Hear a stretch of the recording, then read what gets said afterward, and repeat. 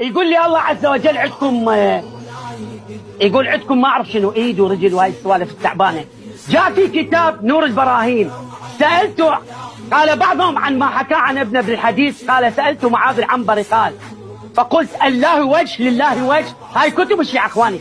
قال نعم عدد جميع الاعضاء، انف وفم وصدر وبطن، الله عنده خشم وحلق وبطن واذان، واستحيت ان اذكر الفرج، استحى يقول فرج، بعدين استوى اخواني فأومى بيده الى فرجه، قال عنده فرج. يقول سالته فقال نعم، قال اذكر هو ام انثى؟ قال لا ذكر. ابويا بعد قلبي طلع الله ولد.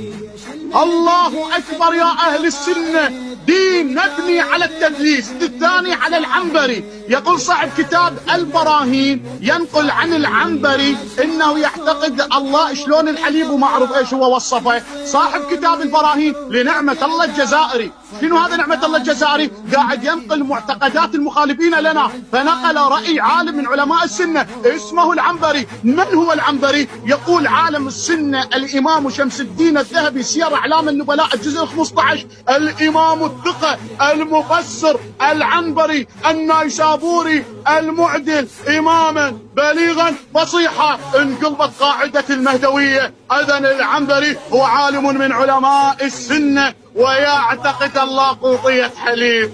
يلا يا تاريخ سجل وادعس باسم صاحب العصر والزمان.